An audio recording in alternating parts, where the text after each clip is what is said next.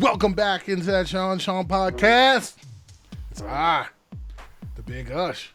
It's he, the Cat Daddy. You know what time it is? Oh yeah, it's monthly mock draft time. Switching up the formula a little bit this month.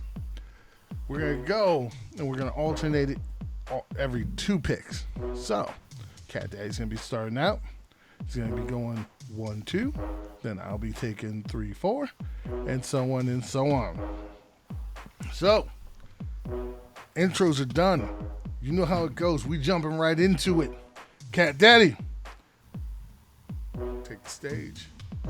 Alrighty, number 1 pick, Jacksonville Jaguars are on the clock, and they've been there for a while. They have a new head coach, Doug Peterson. And that's going to be more beneficial for the development of Trevor Lawrence than Urban Meyer was. So we're sitting here, we're looking at our team. We've got several offensive linemen with expiring contracts. There's the talk that Jacksonville could franchise tag Cam Robinson one more time. I don't think it's going to be worth it. And I'm going to expect Jacksonville to protect Trevor Lawrence at all costs because I don't want what happened to Joe Burrow to happen to Trevor Lawrence, getting smacked around so many times. So with the number 1 pick, the Jacksonville Jaguars are going to select Evan Neal, Alabama. He is going to test well at the combine, and he's going to put himself back in the conversation to be the number 1 pick. Sorry, Cam. Your Alabama brethren gonna push you out. All right, so that puts me back on the clock. Number 2 with the Detroit Lions. Now this one's tough because real life, I imagine Detroit's trying to trade out of this position. Early rumors. They're not going to be able to. It's going to be tough. Now, if there's a quarterback prospect who can push his way up in the draft process, that could increase the chances, increase the odds. It's not going to happen. It's not likely, though. So Detroit might have to sit still with this pick. And they have to go with one of the best available players, which happens to fill a need on defense. And if it's Detroit, last year they took Penei Sewell first round. If we're following that same formula, Dan Campbell, leaders, solid players, then Detroit's staying in state, and they're going to draft Aiden Hutchinson. As it's been for a bit. All right. Guess what I'm doing? I'm going to mix it up. So, Houston's on the clock. And Houston has a lot of needs. And there's a need that I think is low-key need for Houston. I know people say, oh, well, they need edge, they need secondary, they need this, they need that. Arguably, Cat Daddy, what are the 2 most important positions on an offense, on the team? Period. Team period is going to be quarterback. And number 2 is typically your edge rusher. I disagree. I said typically. Now it's more like say quarterback. The 2 most important things. Because defense protector can kind of let's say you can't truly replicate defense year to year, but you can replicate offense easily year to year. And what's a good way to replicate offense is, stabilize your offensive line so that your quarterback can have time to throw, or your running backs can, have holes to run through. Now, the one thing that's low-key not being talked about is the fact that I don't think Houston's offensive line is all that great. Yes, they have, who's the left tackle that they have that's really good? I'm sorry. Laramie Tunsil. They have Laramie Tunsil, who has been in talks of trades But even with Laramie Tunsil, I think they need to upgrade some of the other players. I don't even know who the right tackle is. So I'm going to take Ikem Ikwamu and NC State to bolster this offensive line and throw a little bit of a wrench in a lot of things. Next up, we have the New York Jets. New York Jets also have a young quarterback. Yes, they have defensive needs, but they have a young quarterback. And I think they also need to bolster their offensive line. So guess what? 3 offensive tackles go into the top 4 of this draft. Charles Cross from Mississippi State is going to the New York Jets. Not bad picks. It's going to be very surprising if in real life we see 3 offensive linemen go in the first 4 picks. And now we have the New York Giants who are pissed because the best player on the board is a safety. They don't need safety at all. They need offensive line help. And yes, they do need edge. And there is a good edge on the board. I know, sitting here as, the pseudo representative for the New York Giants, I was hoping that one of those 3 offensive tackles would make its way down to number 5. But somehow GM for Houston and GM for the New York high-flying Jets are they got it out for me, so we're not getting our tackles, which is fine because we're just going to do a slight pivot. We have a need at edge, and there is arguably one of the better edge prospects in the draft left, and that's Kayvon Thibodeau. So, got size, athleticism, speed, strength. That's going to be a nice addition for that New York Giant defense. And then... Just to say, just to repeat where we've gone, we've got Evan Neal out of Alabama, Aiden Hutchinson from Michigan, Ikem Ikwamu, tackle from NC State, Charles Cross, tackle from Mississippi State, and Kayvon Thibodeau, edge from Oregon. Sorry, people want to know names. Oh, my bad. I'll do better. All right, we're sitting here at number 6, Carolina Panthers. Now, just like the Giants, in my world, the Panthers are hoping one of those top 3 tackle prospects fall because that's been a huge need for them all along. And none of them are left. So, tough situation. Let's see. Our other needs are going to be quarterback.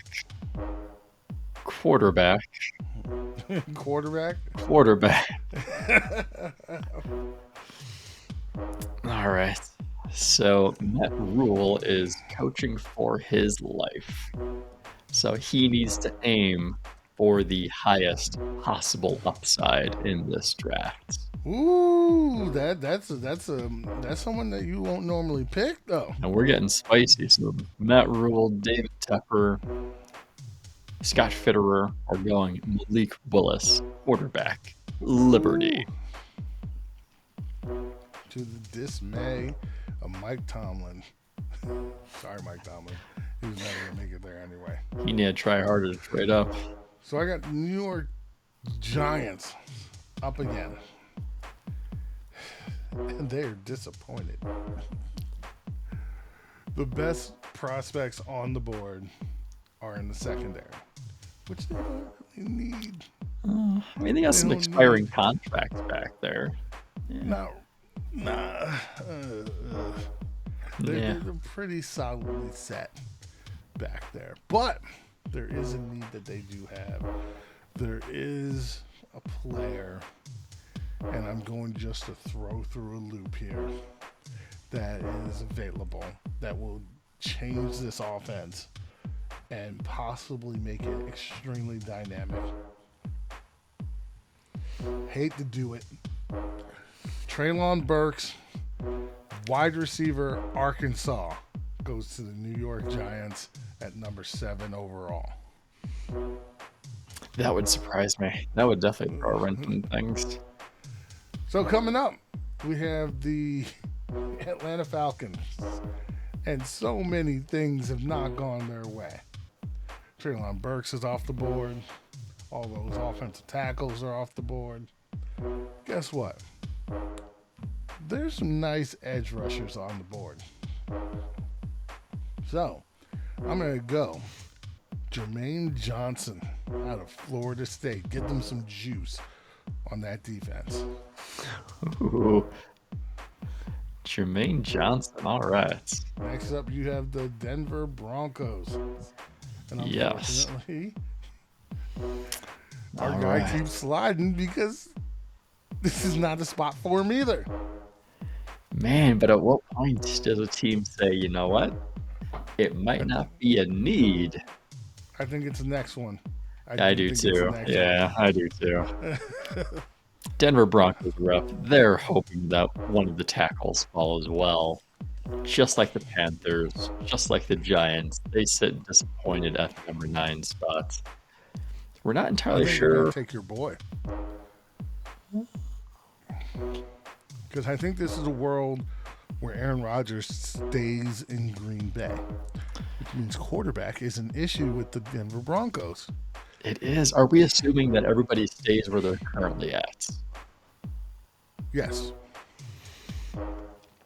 Okay. Except for Jimmy Garoppolo. But we know he's not a needle mover. All right. So Jimmy Garoppolo definitely doesn't go to Denver. All right. Let's see. We could go quarterback here. Pull the trigger, start a whole new era quarterback. But they could go linebacker here. They could go edge. They do need some help there too. They got I think bigger need at edge than they do at linebacker. Corner too, because they got some expiring contracts. But it's Denver. They need a quarterback. They can't do it with Drew Lock or Teddy Bridgewater. So quarterback. We're going back to quarterback. We just can't ignore the position we missed so many times. Now we got to keep on trying. This time the top 10. This time we're going Matt Corral, Ole Miss. Woo! And then our New York High-Flying Jets are up at number 10, their second top 10 pick. And Robert Saleh is sitting here with a very difficult decision. Does he fortify the trenches? Does he go after George Karlaftis? Or does he take the best player in the draft, Kyle Hamilton? And you already know what I'm going to do. It's going to be Kyle Hamilton. There it is. Kyle Hamilton. Stop the slide. Still top 10. All right, I've got the Washington football team. They need a quarterback. And I'm going to take the best left quarterback on the board. We'll see if he works out in Washington. They were really hoping for Matt Corral or Malik Willis. But instead, they get Kenny Pickett out of Pittsburgh. Then I have Minnesota up, who is mad because Kyle Hamilton almost fell to them. They almost got the player they never thought they could get. Unfortunately, he didn't fall to them. So, in that regard, they're going to pivot. They're going to take the best corner in this draft. And after this combine, he's going to be cemented as the best corner in the draft. And they're going to take Ahmad Sauce Gardner as Cincinnati. All right, that puts me on the clock. Number 13, Cleveland Browns. So let's see, what do we got? We've got no wide receivers. We could go edge. We don't know what's happening with Jadeveon Clowney. He could walk away. That could leave an opening. Good. But it's a deep edge class. It is. Class. Yeah, I know. So who's going to have more value? Is someone like George Karlaftis going to have more value at this pick? Or is a wide receiver like Jamison Williams? I know, and he's normally not a guy I go after. Oh. Can't deny the speed. Or maybe go to Drake London. It's just a big body dude. We're staying in state. Ooh. Garrett Wilson, Ohio Garrett State, Wilson. wide receiver. So next up, I got the Baltimore Ravens. Oh, that's me. That's me. Oh wait, no, you got the Baltimore Ravens. My bad. Sure I do. forgot the. You thinking there were just alternating picks? Come Oh on, my now. God. Come on. I got both Philly picks. I've actually all 3 Philly picks. Man, all right. So this one's actually pretty easy for me. Should be. But this one, I got George Karlaftis. We're going to address edge. George Karlaftis, Purdue. I know it's not the guy you would have taken, but for me, George Karlaftis. All right, Philly. Philly's on the board. They're going to stop the slide. Derek Stingley Jr. is going right here. And then it's Philly again. Derek Stingley Jr. out of LSU cornerback. And then they're going to take David Ajabo, edge out of Michigan. Boom. Back to back, son. All right. So then I'm on the clock with the Los Angeles Chargers. Let's see who. All right. Well, I think it's time for another offensive lineman to come off the board. I do too. We need to address right tackle. This guy was playing left tackle, but we think he can make the transition over to right tackle. Nasty in the run game. So we've got Trevor Penning, Northern Iowa. There you go. All right, and then I'm up again at number 18 with the New Orleans. Jamie's is back. We're going under the guys. Jamie's is back. All right. So if we're assuming he's back, then I feel better with Jamison Williams for New Orleans. Pair him with Michael Williams Thomas. Out of Alabama. Yeah. All right, now I've got Philly again. You get all 3 Philly picks. And Philly this time. Going with the interior. They're going to take just a beast of the mauler. To replace, this is what Philly does. They like drafting a little bit early before a guy hangs it up. Tyler Linderbaum out of Iowa. I like it. Same mold as their guy that they got right now, which is Kelsey, I believe his name is. Yeah, Jason Kelsey. Now I've got Pittsburgh. I don't like having Pittsburgh, but I got Pittsburgh. And unfortunately, Pittsburgh has no quarterback, which means I got to draft them a quarterback. And at this point, the only quarterback I like, Desmond Ridder out of Cincinnati. I'm sorry, you said the only quarterback you like? I'm not as much of a Carson Strong fan as you are. Sam Howell. Sam Howell. Yeah, Sam Howell is there. I do like Sam Howell. But, unfortunately for Pittsburgh, they're going to like Desmond Ridder more than Sam Howell. So, I'm going to go Desmond Ridder here over Sam Howell. All right. So, we're sitting New England, number 21. Let's see. 3 positions I'm really looking at here are wide receiver, cornerback, and linebacker. Those are 3 big positions I'm looking at. And let's see. No, it became a lot easier as we go through my list.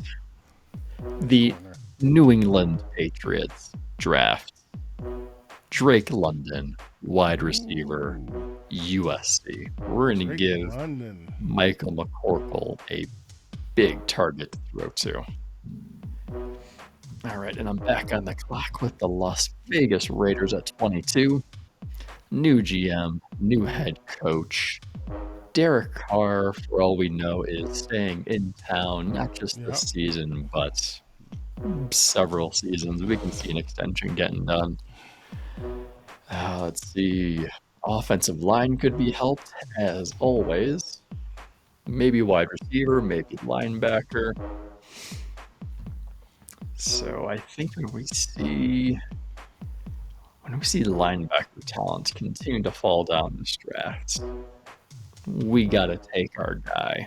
My number one linebacker right now is Nakobe Dean from Georgia. So that's who's coming to Las Vegas. Interesting giving them linebacker. That offensive line is still in shambles. Yeah, but we're not going to get this good of a linebacker talent in round 2. We can probably sneak away with an offensive line talent. All right. And you're up with Arizona. All right, Arizona up. Arizona needs this is so easy. Actually, it's not. Normally I'd go corner, but I think Arizona is going to go with the athletic ability here. And who knows what the future of Chandler Jones holds. Trayvon Walker at Georgia edge is still on the board. Can't help it. It's got to happen. Wow. All right, next up, we have the Dallas Cowboys. And I know people think edge because they possibly could be losing some guys with the goodwill with Randy Gregory. I see him staying. Maybe in some other guys. Some people think safety. I don't think safety is a big need for the Cowboys as much as outside forces think safety is a big need. A low-key need is linebacker. Keanu Neal was bad. Lane Van Der Esch is most likely gone. Yes, they have Jabril Cox coming back. After Micah Parsons and Jabril Cox, you don't have much. And when you want Micah Parsons playing a different type of role than just a straight linebacker, you want someone else there. And I'm taking who I think is the best linebacker in this draft, Devin Lloyd at Utah. All right, so I'm on the clock. Number 25, got the Buffalo Bills. And I'm not going to lie, the Buffalo Bills were hoping that Devin Lloyd fella would slip a little bit. But that's cool. You can take him. That's fine. I think Tennessee was hoping. Yeah, they were too. Yeah, I was going to disappoint Tennessee as well. All right, so we're sitting with Buffalo. You got a lot of interior guys left here. I know we need help on the offensive and there's a line. stud corner too. I was thinking corner, but we could probably get a cornerback in round 2. What we can't get in round 2 is Kenyon Green. So Kenyon Green, offensive lineman, tackle guard out of Texas A&M. And then, there's me on the clock again, number 26, Tennessee Titans. So they are just disappointed all over. Linebackers getting taken. They were probably hoping Kenyon Green would fall to them too. There is a corner on the board. But let's see. Linebacker is disappointing. Secondary needs help because Jackrabbit Jenkins isn't quite Jackrabbit quick anymore. So let's see who our top corners are available. So Stingley's gone, Sauce is gone. There's only 2 cornerbacks off the board, right? Stingley and Sauce? All right. Well, Andrew Booth Jr., come on down. Clemson. All right. So I got Tampa Bay here. And I don't think Tampa Bay is going to be able to keep Chris Godwin. I just don't see it. So I'm going to give him somebody very dynamic, someone with some route running that could help out whoever's going to be quarterback. Maybe Jimmy Garoppolo. So, Chris Olave, here you go. All right. Now Green Bay is on the clock. We're going to have a swap. So, Cat Daddy is going to take care of the Green Bay pick here. And I'm going to take care of the Miami pick. So we're going to do traditional for the next couple picks. All right, Aaron Rodgers is coming back. Devontae Adams is signing his franchise tag. And, who knows, they extend him long term. Let's see. Who is the best available player on the board for Green Bay? I want to go wide receiver, but somebody had taken Chris Olave from me. Whoops. Yeah, I'm pretty sure you're not that sorry about it. I mean, too bad you guys have such a good interior offensive line. Right. All right. Offensive linemen are going. And there's that defensive line. Let's see who's available edge, because we might lose someone like Zadarius Smith. I don't like him there either. Oh man. Nope. Not going linebacker, not going secondary. All right, we're going offense. And I don't want to do the normal pick, so I'm not going to pick Jahan Dotson because Aaron Rodgers wouldn't throw to a rookie anyways. Oh, he might if it's a different rookie. Yeah. It's a big body guy. Go outside the box. No. We'll stay inside the box. We'll stay inside the trenches. We're going to go with an offensive lineman. The question is, which one do I like more? Personally, it's between Darian Kennard and Zion Johnson. That's where it is for me right now. If you're going there. And I'm becoming higher on Zion Johnson now than I was weeks ago after watching through the Senior Bowl. So he's got the capability to play interior, the guard position. He can also play center. Zion a little bit higher. I wonder which one of us did. I don't know. Which one of us was that? I guess we'll never know. Anyways, you're up at 29 with Miami. All right. Zion Johnson, our interior offensive lineman who can play tackle, out of Boston College, going to Green Bay. Next up, I'm up with Miami.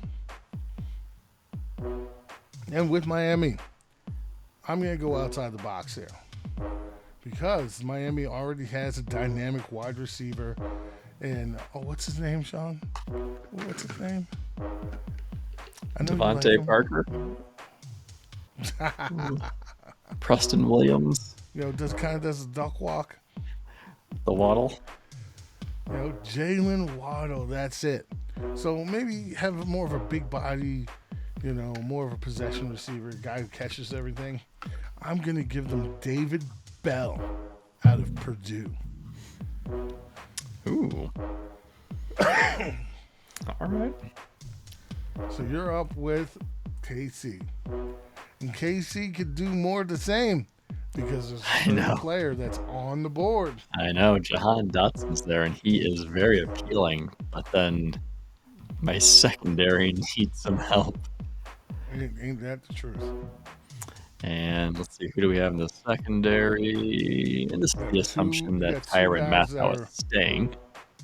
You got 2 to 3 guys who are looking pretty good. Well, actually, even if Tyrann Mathieu stays or goes, Daxton Hill. I like Daxton Hill here. Safety out of Michigan. Who can also play in the slot. Exactly. So whether Tyrann stays, goes, I think he could be a good pick. Now I've got the final 2 picks. I've got Cincinnati up. The offensive line board has been almost completely obliterated. Much to their dismay. So, at the moment, unfortunately, looking at the board, they're still feeling offensive line. They're going to take a chance on a small school guy out of Central Michigan and Bernard Ryman, offensive tackle. And now I have Detroit. This will be the only time ever Detroit picks number 32. Yes. Shots fired, Detroit. Trade for it again. Pew, pew. Shots fired. So I could easily take Jaquan Brisker here. I could also take, let's say, a wide receiver here, but I'm not. Detroit, you need a developmental quarterback. Yeah, you might be up there next year, but you never know what's going to happen. So, Sam Howell is going to round out this first round, going to the Detroit Lions at pick number 32. I like how that ends because now Detroit gets that fifth-year option with Sam Howell. So sit behind Jared Goff for a year, get rid of Goff, and then you got Sam Howell for 4 years. Nice. All right. So, that's all she wrote, people. Let us know what you thought.